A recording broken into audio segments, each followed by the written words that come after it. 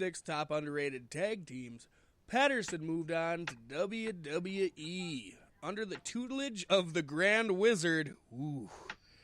Pat made that ages well. Yeah. Ironically, he was black. Grand Wizard was an awesome manager, but yeah, that doesn't age well. Even the Wizard in Wizard of Oz was a grand high wizard. He was high, all right. Pat made an immediate impact and became the first Intercontinental Champion in September 1979. In a definitely real tournament in Rio de Janeiro that definitely took place. Yes, for sure. Patterson's most legendary WWE rivalry was undoubtedly his war with Sergeant Slaughter, which capped off with boot camp matches and a brutally bloody alley fight at Madison Square Garden. Still a great match. I recommend anybody going back and watching that one if you want to see a gore fest. The one in Rio? Oh, I know. One of my favorite matches of all time. So Great shortly before puts the Pat, G1 tournament to shame. To shame. Let me tell you. Shortly before old PP's in-ring retirement in 1984, Patterson joined Mr. McMahon as a color commentator, even though you could barely understand the man. It did not last long. But even after hanging up his boots, Patterson was far from finished reimagining the possibilities of sports entertainment industry. In fact, in 1988, Patterson brought one of the most groundbreaking ideas to life, as we mentioned, creating the original format. He created me. I was born in 1988. Wow. I didn't know you were Pat's love child. That's awesome.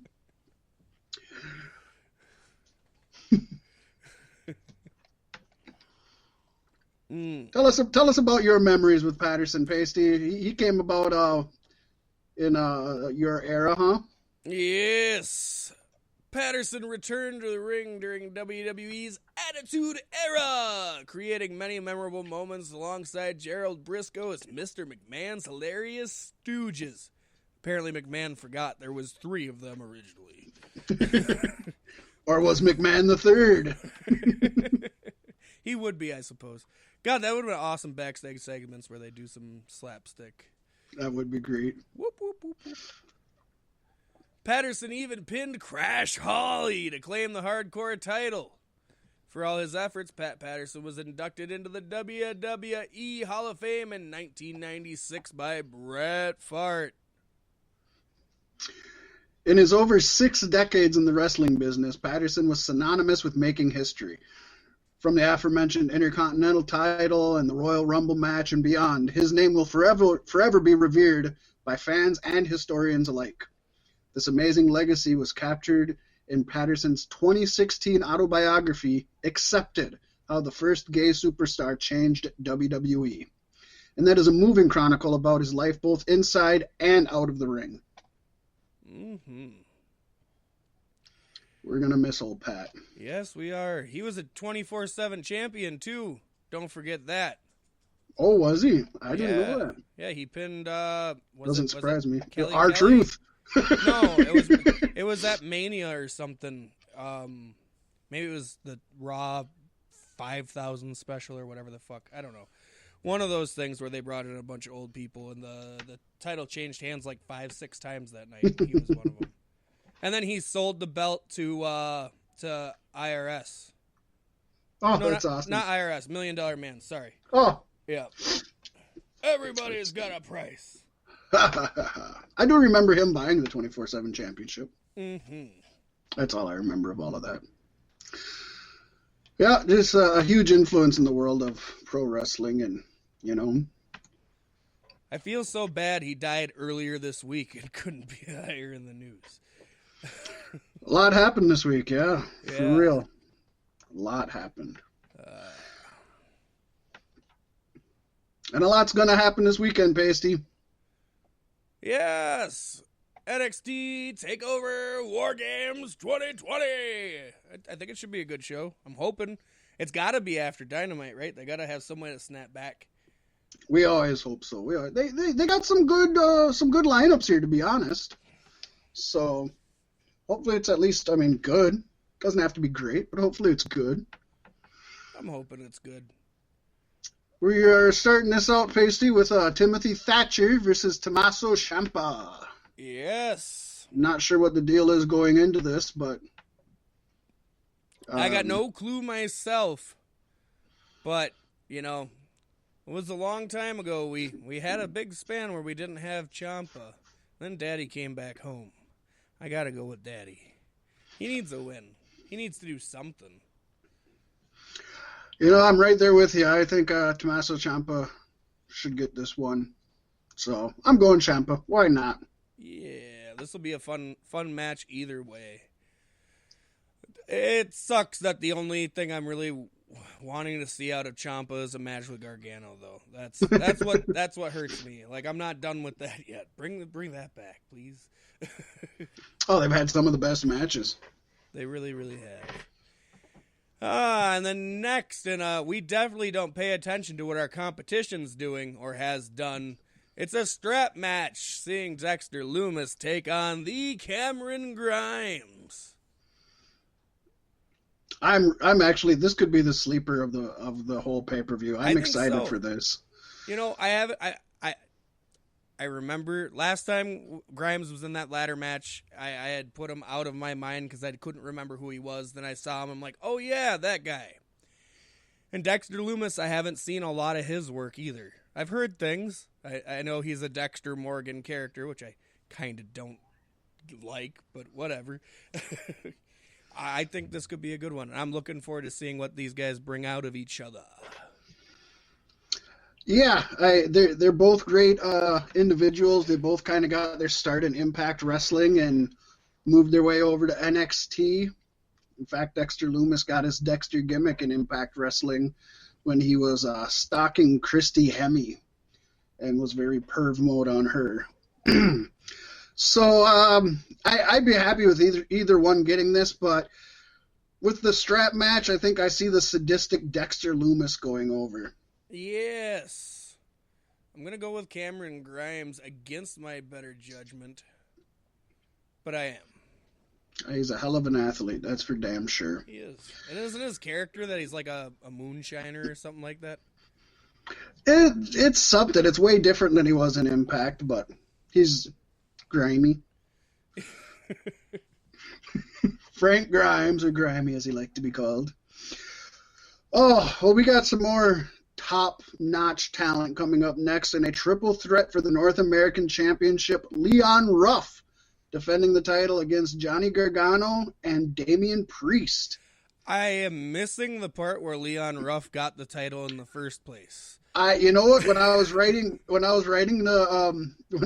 this up for OneNote, I looked at it and it said Leon Ruff champion, and I was like, wait, no, that's not right. So I had to go back and look, and it's like, oh, he is the champion. So at some point, he's beat happened. Damian Priest.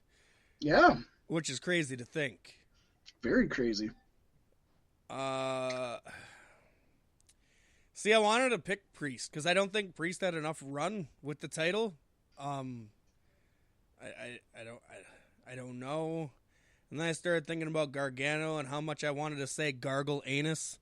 So that's who I'm picking. What a thought process. You know, to me, this is one of those anybody could win it things, especially, I mean, in a triple threat, obviously anybody can win because there's so many shenanigans going on. But I think if Leon Ruff, he must have just recently won it because neither one of us heard about it. I don't see the point of taking it off of him if he won it unless there was something going on with Damian Priest where he couldn't make some shows or something. I don't know. I'm going to say Leon Ruff keeps it. I think that's a fair thing to say. Like I said, I want to see Priest take it back. I want to see him have a decent run with it.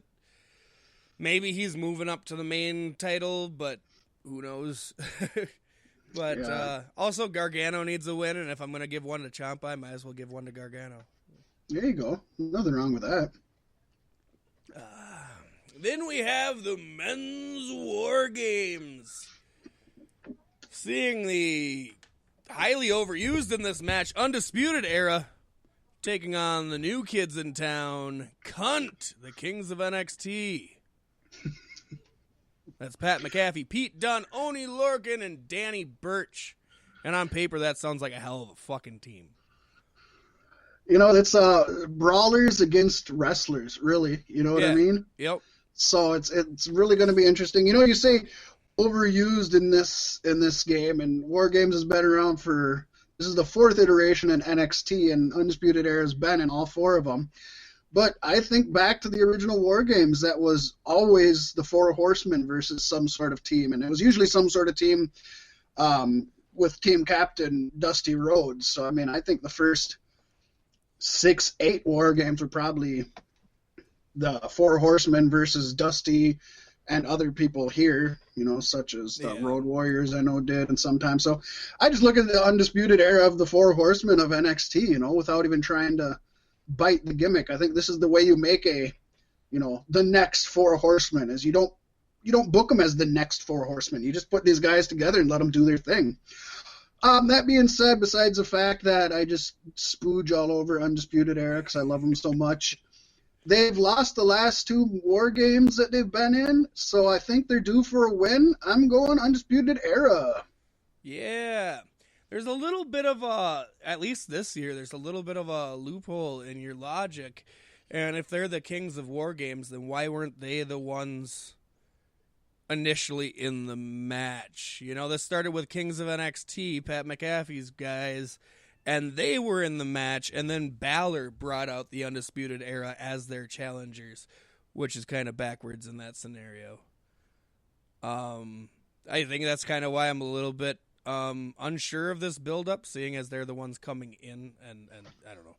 It's just technicalities in my mind, but I think that shit makes sense and has a point. I mean, those are words. Yeah, that's a lot of words. I'm gonna go with the Kings of NXT just because they're the new guys in town, but not really. And I know Pete Dunne, Orny Loken, and Danny Burch can hold their own, and Pat McAfee is pretty impressive on his own too. And I haven't seen him since his match with Adam Cole, so I'm looking forward to how much progress he's made. Yeah, they're definitely the brawlers, so you can't sell them out. You can't sell them short on this WarGames. Yeah. And the women's WarGames, we got Team Blackheart, represented by Shotzi Blackheart, Ember Moon, Rhea Ripley, and Io Shirai, taking on Team LeRae, Candice LeRae, Toni Storm, Dakota Kai, and Raquel Gonzalez. I'm looking forward to this one more than the men's WarGames, and probably more than anything else on the card. This is a hell of a collection of talent. It is a collection of talent. It's amazing. This is a great lineup. The sad thing is it's still super one-sided towards Team Black Farts. So I'm picking the Black Farts. I agree with you. I think the Blackhearts, all four of them, are just top-notch A1 performers. I look at Team LeRae, and of course Candice LeRae and Toni Storm. I think you could put them up against anybody. Dakota Kai. Think so, but in NXT, Candice LeRae is a weak link. Just saying. Isn't that horrible? Yeah, isn't that horrible? And Kai, that's where I look at it. Like, they're both weak links in their team, and it's so. I think it's and they've definitely been pushing Blackheart. I mean, they have plans for her to be the face of women. I've seen all the cinematic build-ups to this match where she's like working on her war machine in the garage, and they're making her look awesome. So I'm hoping they're doing something with her. And then, Ember Moon, Rhea Ripley, Io Shirai. How fuck can you go wrong? You can't. So, I'm with you on there. Blackhearts all the way. So what do we want to do for a tiebreaker, Paystee? We haven't got one of those in. I guess we can pick which WarGames match is uneven due to pre-entrance. Somebody always gets fucked out of the match or something, usually.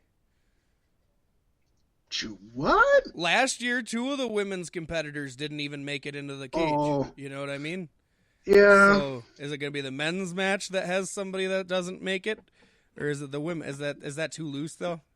Yeah. What if all teams get all their people in there? Well, then that's the 2 options.